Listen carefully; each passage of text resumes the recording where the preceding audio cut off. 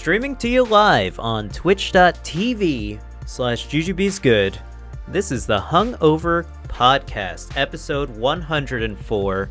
Today we're going to be discussing Google Stadia and the future of streaming video games. I'm one of your hosts, Julien. I'm over here. My name's Ivan. I'm another host. Welcome. Thank you for joining us. We're streaming while we can.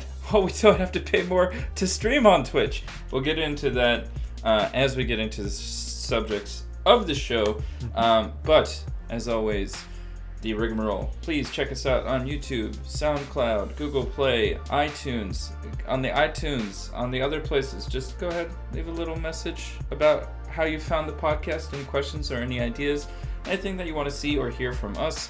We would love to respond to you and get back and also grow our podcast a little bit because, I don't know, I think we're two smart guys that have some good ideas, huh? Yeah. Julien, yeah. We got some good ideas so. over here. We've got 91 subscribers on YouTube. Please go check out our YouTube channel. Growing by really 3 or 4 every week. Every week? That would be amazing. Every 3 weeks. Every, month. It would be great if we could hit 100 subscribers before the summer. That would really make my day. Anyways, guys, we start our podcast out every single week by asking each other, what media have you been consuming and what did you drink last night? Yvonne, do you want to start us out or do you want me to start us out? You start us out. I always go first. I know. And then you cut me off, and then you take over what you were doing, and then I have to try to get back to what I was doing. And by that point, we're 30 minutes into the thing, and I feel like I can't do everything I wanted to talk about. Well, so you go look, first. do you want this to be a 2-hour podcast, or I feel Sometimes. like that's... Well, okay, we could do that. Maybe today. We'll find out where we go. But today, as of this week, I've been consuming a lot of video games in terms of just one video game. I've been playing Final Fantasy IX, the HD remake or HD re-release on the Nintendo Switch. I found they've just decided to release 4 Final Fantasy games on Switch. 7, 9, 10, and 12. I don't know why they chose. I can see leaving out 11. That was an MMO.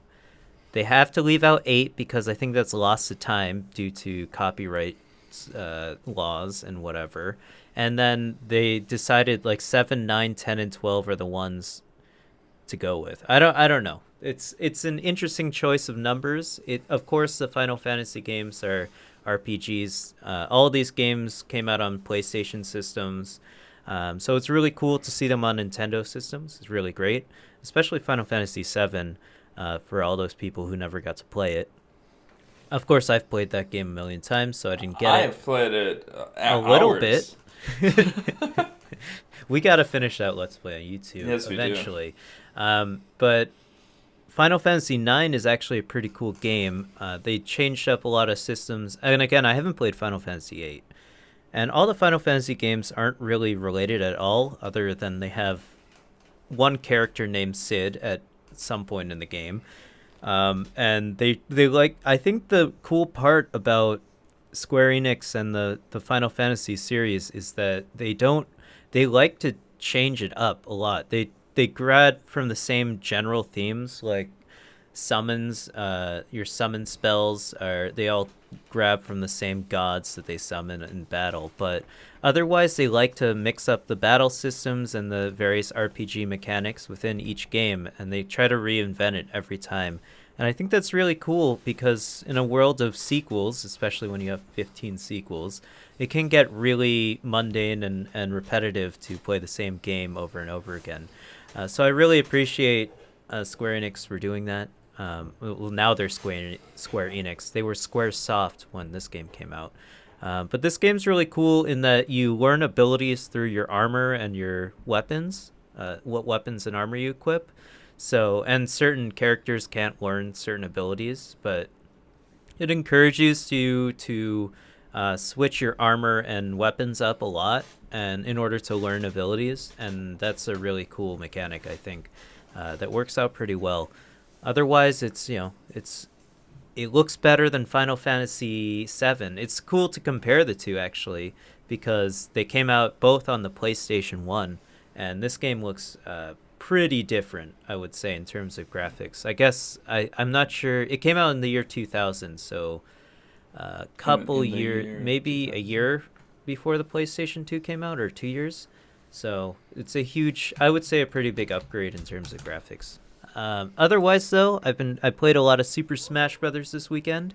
Got my ass beat a lot, but that's because I did a spicy ramen challenge on stream. It was really fun. So go check the YouTube video. I'll clip it together in a YouTube video and try to put it on our channel. So go ahead and check that out if you get the chance. Otherwise, give me a follow, because we're trying to hit 250 followers to do it again, because it was so much fun. I had a lot of fun. Did you watch all of it, or watch me eat the ramen? I did see, or at least a little bit of it. Eat the ramen. I saw you drink the ramen juice. Oh, that was contemplating probably making a mistake. More noodles for the ramen. Okay, good enough. Dude, I really hit the toilet pretty hard. So I went out to dinner after that, and it was a bad idea, because I had to go meet my friend, and then and halfway through I had to go to the bathroom at dinner, which have you ever had to take a shit while you're out at a restaurant? Yes, it is an uncomfortable, it's so uncomfortable melding of, you need to take care of it, but do it. If you're away too long, the other person knows exactly what you're doing.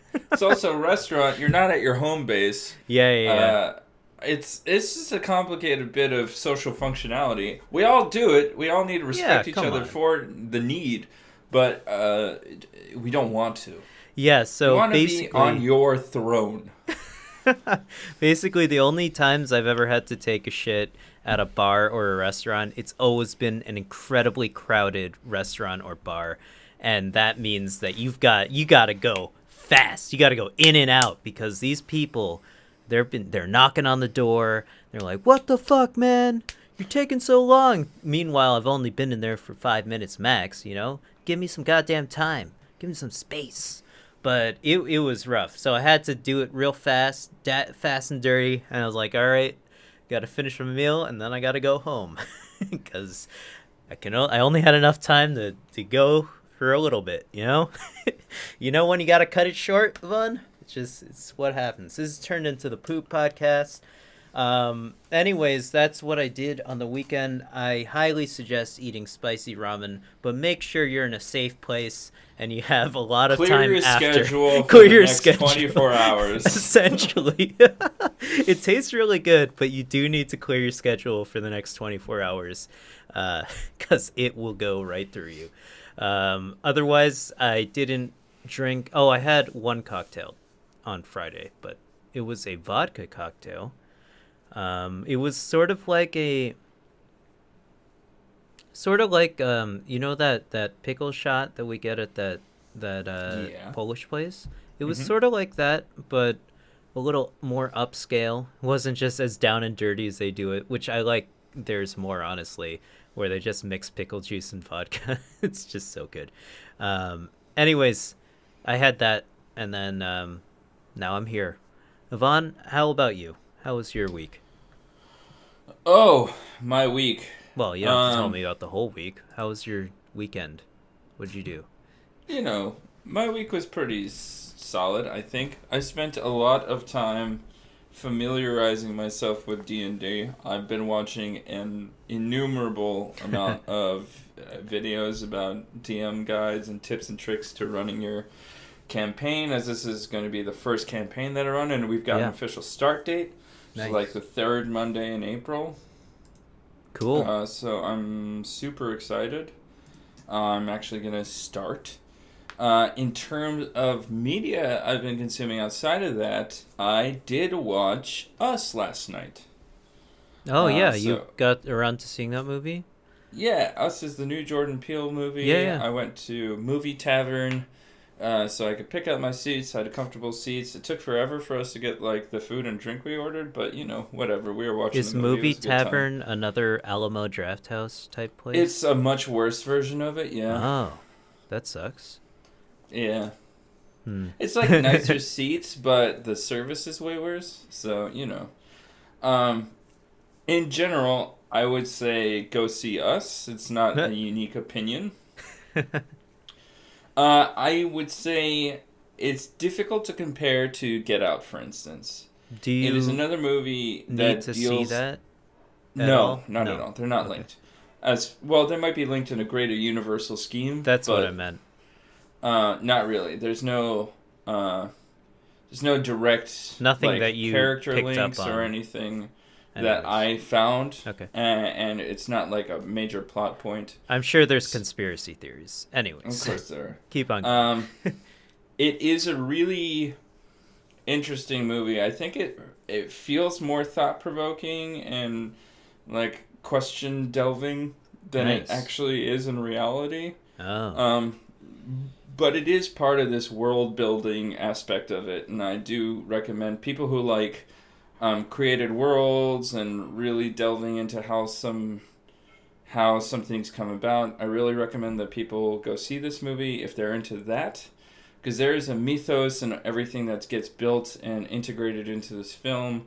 It's at its heart, and it's a really good movie. I really want to stay away from giving out a lot of spoilers. I don't remember what the trailers were like, because I didn't really watch them, so I don't know how much of the story is given away in the trailers since it's a fairly new movie.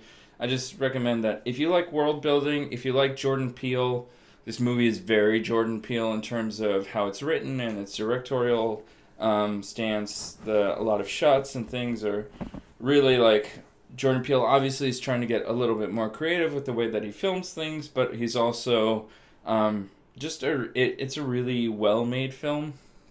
So I came away with it with like a B plus, as opposed to like the A that I thought Okay. Get Out was. Okay. It disappointed a little bit, but that's only, I think, because it had so much expectation that came along with it, right? Jordan Peele's first movie had that 100% on Rotten Tomatoes. It was a perfect movie. Everybody was really excited for it. Us is coming out. Everybody has super high expectations for it. And then when you go to see it, it's definitely not the same kind of, like... It's definitely not the same kind of movie as Get Out. So it's really difficult to even compare the two of them. It's apples and oranges, even at that level. Even both of them being within this, like, societal thriller or whatever that Jordan Peele is trying to go for. It does talk a lot about of issues that we have in America and the world today, and like the concepts of in groups and out groups, us and them, these kinds of ideas, which is clearly symbolic in the title and in the trailer for sure. But I would really highly recommend giving it a look-see. Okay. I think it's worth seeing in theaters, probably, just so that it doesn't get spoiled for you to, like, as it goes out down the line. In terms of the cinematography, there are some shots that are, like, worth seeing in theaters, but I don't know. I think this one isn't as intriguing to me as Get Out was, so this isn't as necessary to see in theaters for its, like, cinematography, per se, but I would definitely see it before it gets spoiled for you. It's actually a movie worth spending the money on. Yeah, cool. No, I definitely wanted to check it out, but it was sold out at the Alamo Drafthouse, so we missed out this week. Maybe Nikki and I will get around to it next week. Sounds like a really good movie, for sure. Yeah. We could do a spoiler cast on it. Yeah, I think we should do that. If I see it next week, maybe we can do it. I'm going to go visit Ivan next weekend, so hopefully we can get a podcast out while I'm there. I'm bringing my camera, so who knows what we'll film. We'll see. We will see. Ivan, That'll be crazy. do you have anything to drink or anything? Anything good? Not especially. Different. Just my standard stuff. Standard stuff. I made a pina colada last night. That Nice. was pretty good. Nice. My friend got a pina colada when I was at dinner, pretty much. Or yeah, I had a mojito. What's it called? But it was a coconut mojito. But anyways. We got a NutriBlender So it's a Nice. really nice blender. So Yeah, we that's can important. make the drinks like that. How? Like a mojito won't Wait, necessitate that, but wait. Explain. How do you make a pina colada? How do the you way I prevent it from curdling? Explain this to me. So I had like coconut milk that comes in like the The carton. can. Oh, the carton. Okay. Yeah. So not like the thickest coconut milk, but like the processed So coconut milk. it's a little loose. It's like milk, but it's Yeah, it's like standard milk. It okay. has a strong coconut flavor, like you can still really get that, but it's Okay. not gonna curdle that much. And then I had Ah, pineapple chunks and ice and a little bit of lime juice. Mixed that all together rum. and threw some Don rum on top. Quixote? Was it Don No, Julio? What is the rum that we got? Don Q. Don Q. Okay, it's Don Quixote. Yeah, okay. Cool. It is Don Don Quixote. Q. No, I just Don have a Q, like a right. 1.5 of Bacardi white rum Yeah, that I that's have. that's the standard rum. Come on, you can't And really I'm go going wrong. to make a shit ton of mojitos this summer. I'm excited. I'm As we excited transition into the to warm hear days. about them. Right now, there's like an inch of snow gathering on the ground in Syracuse. Why am so, I you know, going to visit you again? I don't know. Fuck. It's actually warm here in New York City for once, and I'm leaving. God You're about to get fucked. I hate that area of the world. Anyways, Yvonne, I'm really glad that you got to enjoy a movie in the theaters as it was intended to be viewed. But let's talk about how most people consume a lot of their media through streaming. Yeah. I think there are some qualms that you may and I may have with the whole streaming culture that's coming up, popping up, and where we're moving towards in the video gaming sphere. For instance, recently Google, the largest tech company in the world, I would have to say, or at least one of them, maybe second largest, probably the largest. They announced that they're going to be getting into the video gaming industry with their Google Stadia streaming service. This will allow you to stream many AAA third-party games and indie games. And I say third-party, and when I say that, I mean you have basically two different parties now, I guess. There are some second-party studios, but that gets into the weeds a little bit. When you talk about a first-party game, we talk about Sony, Microsoft, and Nintendo. And they make video games that only release on their respective video gaming systems. When we talk about third-party games, those games are made by external developers that are being paid, being funded by a publisher such as Activision or EA or Ubisoft, and they put out their games on multiple systems, on PC and Xbox and PlayStation. So this Google Stadia streaming service will allow you to stream third-party games to your phone, to your PC, to your laptop, to your tablet, and I believe they also announced a controller that will go with it, if I'm not mistaken. And that's what I know for the most part about this this streaming service. But I think we wanted to open up the conversation a little bit more about how streaming works, or the quality of streaming currently, and how it will be affected through political and governmental movements such as net neutrality in the future. So, Yvonne, I don't know if I did a good enough job introducing the topic, but I hope it was good enough. Yeah, I think it's a strong start. We have Google Stadia, so Google's getting into the game. We have Apple with their Apple Arcade, so you'll be able to have a subscription service for mobile games, which is weird. Yes, very weird, to say the least. Subscription service for free video games that you can download separately for free. Okay. A lot of a lot of games journalism has been questioning who Apple Arcade is for, and I think that's just like a general question mark of Yeah. like hardcore gamers don't play mobile games. Hardcore gamers generally are the ones who have subscription services. Who is this mobile market of games for? Question mark. Yeah. So weird. So Apple is getting into game streaming and subscription services. Say that 10 times It's a hard fast word after to say. drinking, Hard 2 words to say. Buffalo Trace. Oh boy, you're a good man. It's a highball. It's the only way you can a little get through bit of these hazelnut podcasts. and then I know. Some of the soda water. Anyway, that's nice. And then we have Amazon, and Amazon has been in secret talks or secret development of a lot of game systems and seeing the trend of where gaming is going. And they own Twitch. Do you know that? Yeah. If you have a platform which is all about games and streaming gameplay and podcasts, streaming games is and podcasts. Gaming podcasts. Streaming games is not that far away. And then we have Microsoft and all of these game companies and developers who are going to be pushing for streaming games as a service, because it's, for whatever reason, you can lock people in, and it will be able to pull an entire demographic of people into a thing. But what we've lost by losing out on hard copies of games is the ability to play games forever in perpetuity, right? And offline.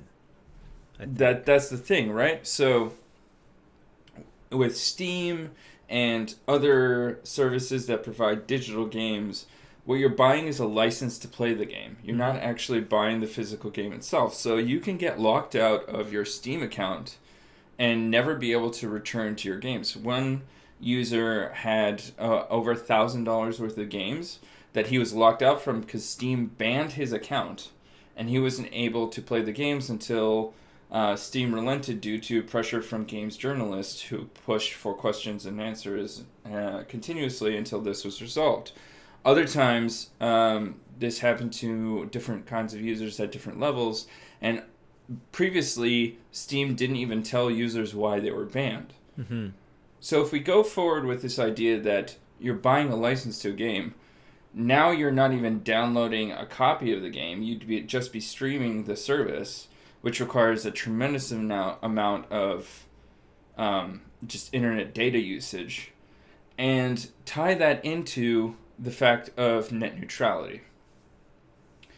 So what we will have in the future is a system of exceedingly intense data usage on an internet which is free from safeguards of overcharging for internet data usage.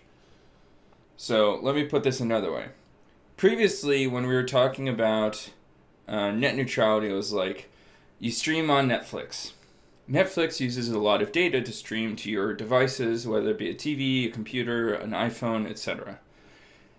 If you have a Wi-Fi from which you stream on that service, and that Wi-Fi is owned by, let's say, Comcast.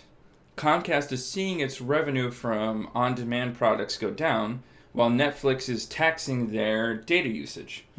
So they take the revenue lost from their on-demand services and put that as a tax towards Netflix. So if you want to access Netflix, you have to pay a surcharge for your data fees, or it slows down connections there, etc. What does this mean for gaming? Well, if they see that you're using a lot of data service, then they can put artificial barriers in position to make it harder for you to stream games at a normal speed without latency. Something that we already can't do right now, but imagine that ISPs, whoever they are, in the future see how much intensive data is used to stream games, and then puts a barrier to have normal latency, like normal gaming, onto gamers, so that you're not just worried about your Netflix accentuated expedited speed, so you have to pay the Netflix fee. Now you have to pay a gaming fee. And those gaming fees are connected to whatever developer it is. Amazon, Google, Apple, EA, all of these developers might have their own game stream services, which will require an a la carte system of paying even more to play on a certain system of games, not to mention Steam. Yeah. So now we have a future in which if everything is a streaming service or your like online presence is going to be such a burden on these ISPs, they can impose a streaming tax and you'll have different levels of streaming. So let's say you want to play Overwatch in 2021. Now you have to pay for a special Overwatch throughput through your ISP to allow you to play that game at a normal bit rate if that game goes to streaming only. Right. So basically, there's a lot to unpack there, right? Mm-hmm. I think the main attraction of something like Google Stadia is that it sort of gets rid of the financial barrier of entry to gaming. So PC gaming, a lot of it, right? PC gaming, console gaming even. Sometimes the console's too expensive for someone to buy. Look at the PlayStation 3. It was $600 when it came out, right? And the guy announcing it said, you'll need a second job to afford this. So gaming is an expensive thing to get into alone, not to mention the games are $60 each, right? Or depending on which game you're getting. If you get them on sale, sometimes cheaper. So it's an expensive thing to get into. Google's proposing that you already have a smartphone, you already have a laptop, just buy your controller and then you'll be able, and then buy a game and you'll be able to play it on your console or on your screen of choice, right? And so that's a great proposition that sounds cheap. You know, it sounds like a very accessible way to get all these games out to a bunch of people, which I agree with. I think that's a really great thing to do. I think more people should be playing these games, you know, experiencing these things.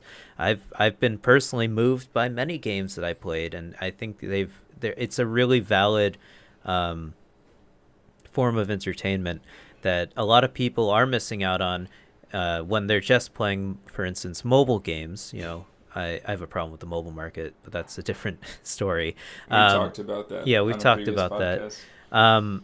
But in addition, where the landscape of television is so broad, and the landscape of gaming can be broad too, but you can find niche communities and find community within them. Like, I played Guild Wars, which was a much smaller MMORPG, massively multiplayer online role-playing game. So within that, I had like 3 friends in my high school who played it, right? And we played it together. But when they didn't play, I found a community that like I talked to all the time on Discord. A couple got married, and like that's crazy. We like all celebrated their marriage, etc. Cool. You can find these niche communities and really like people who don't have a lot of connection to people locally because they live in a small town. There aren't people who like anime near them. They can find these niche communities not only through television shows and things that they watch, but games that they play. Right. So I think that's really cool. So no, it's a really great idea, and I think that's what Google's trying to push this as the future. And I commend them for having ideals like this. But it seems like when you discuss net neutrality, for instance, that it may not actually be so cheap as it seems, right? Or the financial barrier may not be as cheap, as low as it seems, because you may have to end up having to pay a little more money every month in order to get internet access, should these net neutrality bills go through, right? So I'm actually curious. I don't know if you know off the top of your head, what is Google's stance on net neutrality? Do they have one? So Google had been advocating, I think, for net neutrality to stand. I think a major reason that is they're a thing is because I would assume most tech companies, Google, right? Yeah, Google isn't a major ISP. Yeah. So they do have Google Fiber in certain locations, and that's a good point. Fast I forgot. And really strong, but they don't have it everywhere. and it's not expanding at a rate that is valuable to them as opposed to what the other ISPs would have done in terms of traction to their websites. Okay. So let's say you're Comcast and Microsoft and you make a deal. So Microsoft is like, we want accelerated rates of pay for Bing, like accelerated bit rates, throughputs for Bing. Fuck so Bing. Then this ISP like Spectrum can be like, sure. And they can accelerate the throughput for Bing and then make Google searches super slow or just hide them completely. Yeah, there's no regulation on that kind of thing. So exactly. With net neutrality gone, a major platform like Google, even though it's a central location for YouTube and as a search engine and as data miners and advertisement, like ads are the biggest revenue maker. So they want people to traffic whatever website they have, be it YouTube or there's Google as a search engine, etc. So ISPs with net neutrality being gone, ISPs can have a greater regulation in terms of throughput traffic to those websites. I see. So Google was, I believe, in support of net neutrality. Okay. But only as so much as a preservation, because I don't think that they're in a position to be a strong ISP. Right. They also, Google just removed the "Don't be evil" from their motto. Interesting. Well, let's discuss the sort of technology behind this as much as we can garner from their presentation and the news surrounding it. I feel like when we discuss streaming, I think Netflix is a relevant thing to bring up. I don't think it's feasible to stream a video game in the way that it's not going... I don't think it'll be playable, personally. I think that most gamers are not necessarily, like they might not necessarily care about frame rates and resolution as much as they think they... I think... Oh, sorry. I said that completely wrong. I think most gamers care more about frame rate and resolution than they might think. I think that when it comes to streaming, if you're streaming on Wi-Fi, for instance, or even on a wired internet, you have fluctuations in your download speeds and your upload speeds at any given moment. It's a time-dependent function, as it were. So that means that you're not going to be able to transfer as much data consistently over time, right? Especially if you're on Wi-Fi. Wi-Fi data speeds are not there yet, signal speeds. I think you can get pretty good Wi-Fi signals, but not consistently. So that means that I'm guessing we're going to have a variable resolution when we're playing these games streamed over the internet. Not to mention, there has to be some sort of latency to the game. Or input delay, as it were, right? Maybe not built-in input delay, but it might be a variable input delay at that point. So then that brings up the question, when we're discussing games, a form of interactive media, we have a huge discrepancy when we discuss how it's played, right? If you're watching a movie on Netflix, you might not necessarily notice the resolution drop between 1080p and 720p. I know you do, and I definitely have been picking up... I don't watch Netflix anymore. I actually canceled my subscription, but I definitely notice it on a YouTube video or on the bootleg anime site that I watch all my anime on. I definitely noticed that... Allegedly. AnimeFreak.tv, go follow them. Go watch their shit.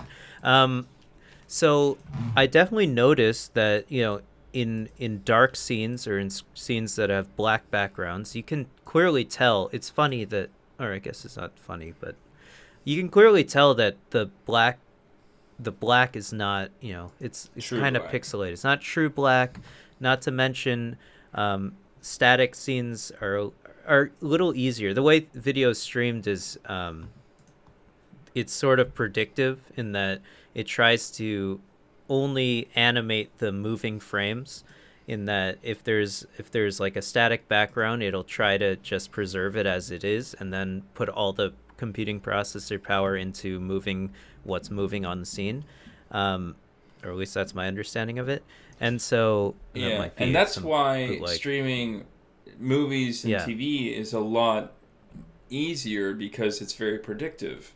But when you were talking about the latency delay or the variable input delay, we have games now that do that. Like any game that you play on competitively online through some sort of mutual server, there is variable delay. So like everybody got mad during Call of Duty when they would turn the corner and shoot the guy, and then they would end up dead.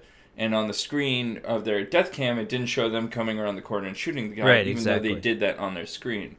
The same way that when we play Overwatch a lot, there is hidden lag within what you're inputting and the results that are on the screen. Right now, they can do that much more easily, but with the intense necessity of a variety of things moving unpredictably in a video game, what you're talking about with the video is you can't. It's impossible, because you can't predict movement in a game in which humans are conducting the movement in every step of the way. Right. So I think I listened to a podcast about this, but I think the question arises: can they write some sort of like deep learning AI shit or whatever? I'm not very familiar with Watson. AI. Like Watson. Watched hours, hundreds and hundreds and hundreds of hours of Overwatch.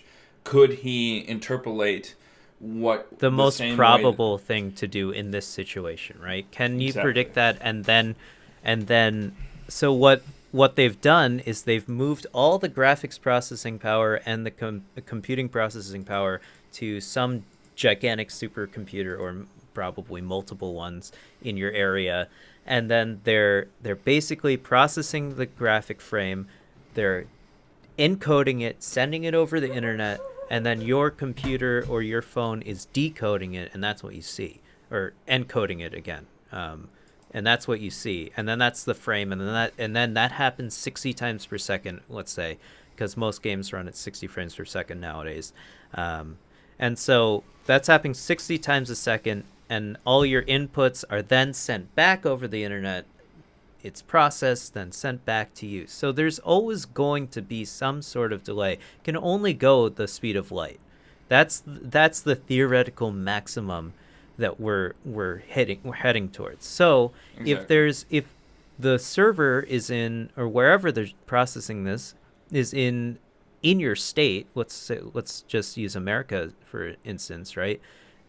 How many are they going to have, right? They're going to have a gigantic server in New York State, and then if I shine a light from my area to that area, it's still going to take like a milliseconds to get there, right? To get there and then get back, right?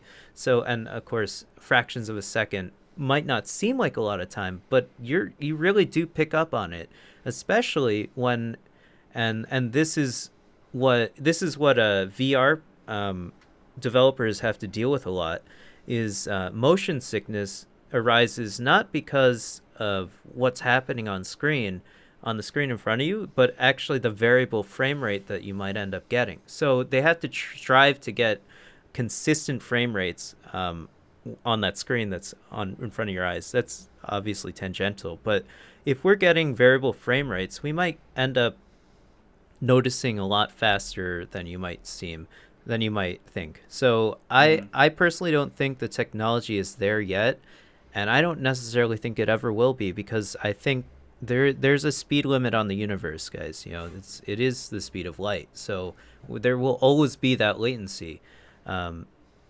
So that's my take on it. I think we can barely even stream video consistently as it is now. So there's no fucking way we're going to be able unless to stream. You have Google Fiber. Yeah, unless you got Google Fiber. So I think this service will work very well with single player games.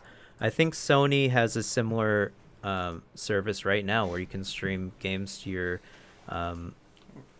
PS4 and your PS3. Yeah, they've been a leader in it, but classically, Sony has been a leader of the single-player game genre, right? Sony has its heart from a Japanese culture, which encouraged the single-player experience based on a certain cultural dynamic, and so right. I don't know if they have any multiplayer games on the service PS Now right now.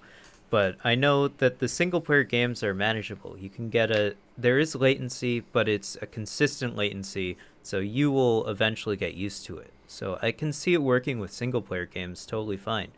But they also have a serious library of single-player games of historical value and nostalgic value to gamers of all ages. Right. So that's my take on the technology standpoint. I am obviously worried about this net neutrality possibilities. I'm really afraid of that. And I think that if most gaming companies try to go forward with this, they're going to clash with the esports realm eventually, right? Because, esports obviously esports players take pride in their natural talent to know exactly how many frames are happening in each movement that they take, right?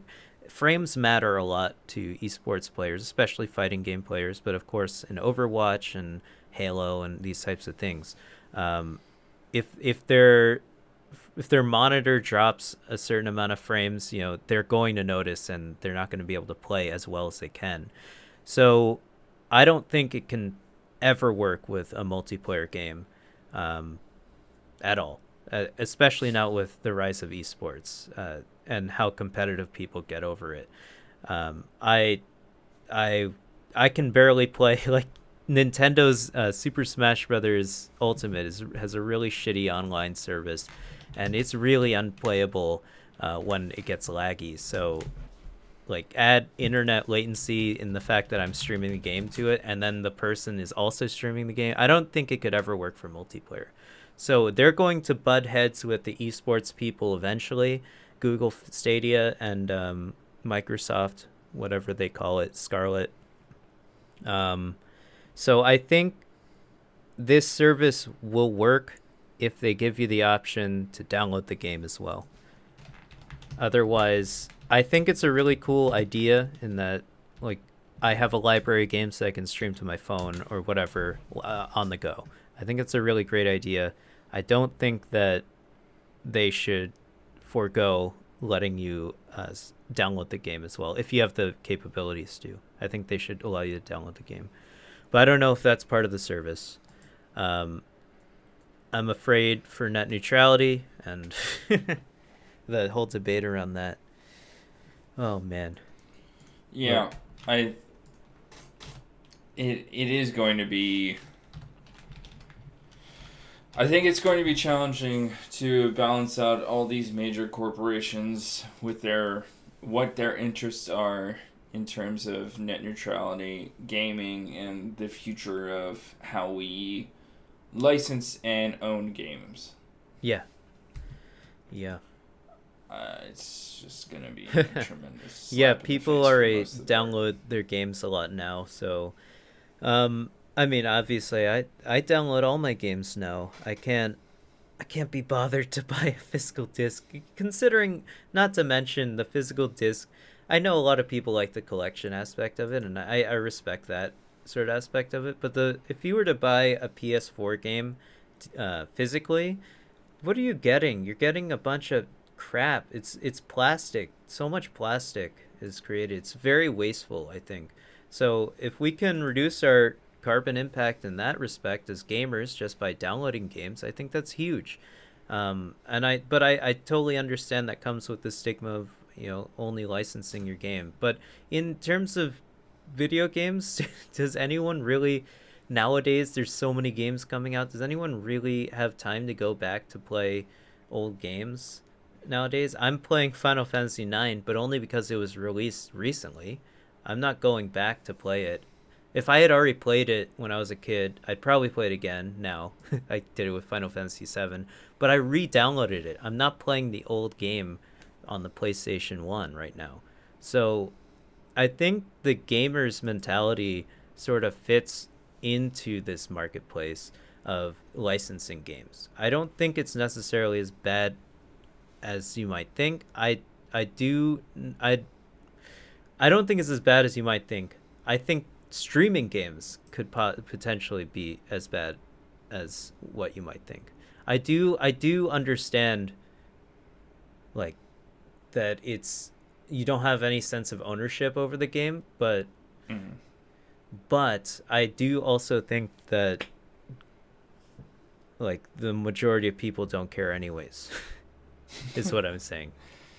I get it, but I don't necessarily really. I like my games. I also don't think that when you say, oh, it's only licensed, it's not permanent, but I can still go back and play the games I've downloaded on my since downloading has become popular, right?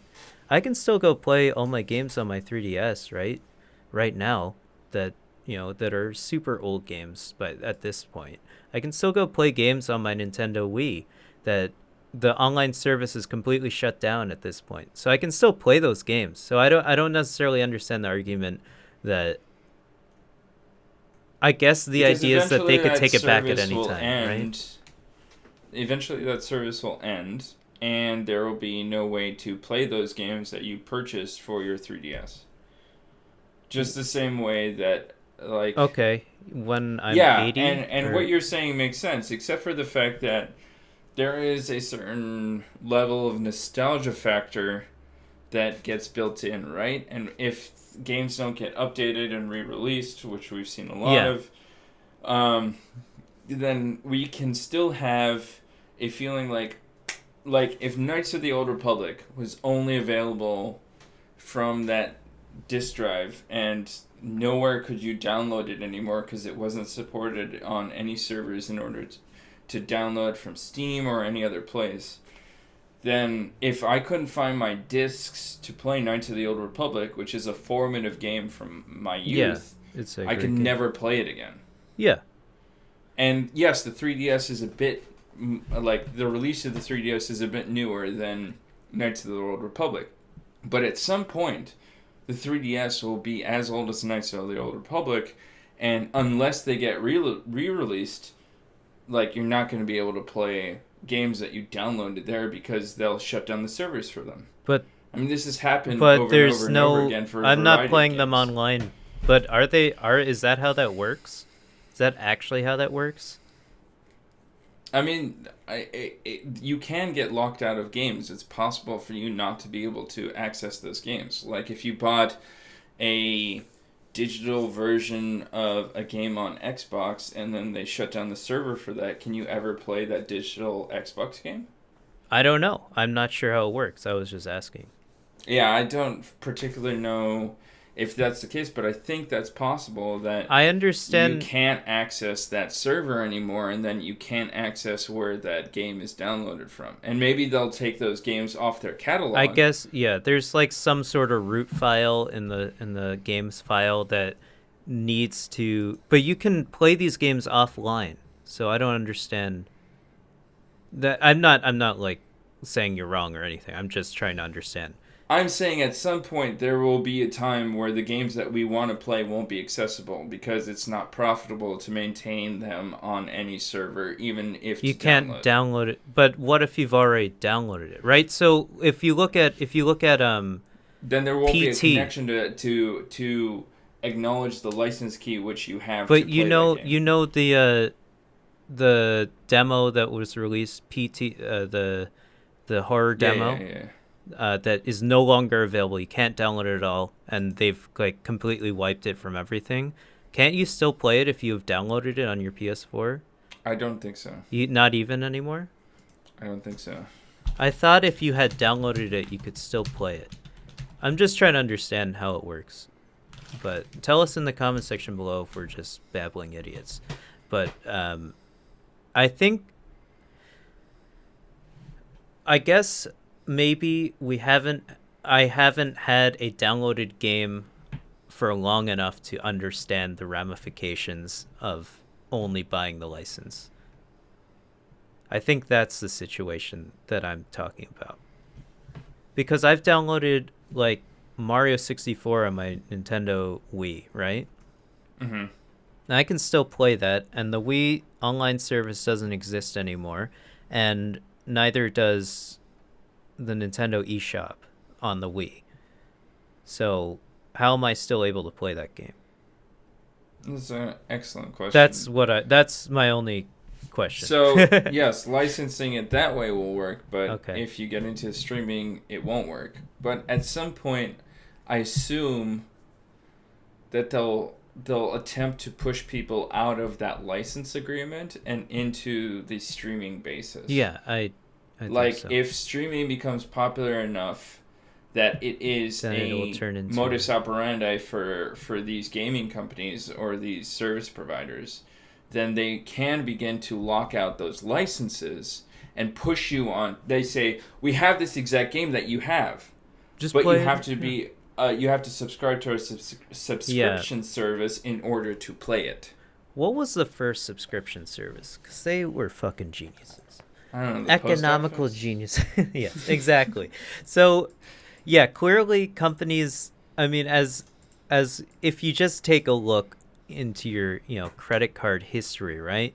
You're getting charged out the wazoo, every month for all these subscription services, right? Clearly companies have figured out that if they invest in the technology to create a streaming service, invest in servers to provide a lot of content, whether it's a physical subscription service or a digital one, invest in that technology, because they can make so much hand over fist, way more money based off of your neglect of your credit card because you just signed up for it and forgot about it, right? It's too much of a hassle to cancel the subscription service.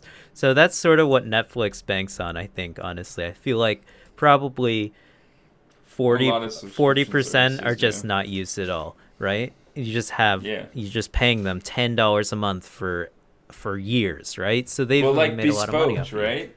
Yeah.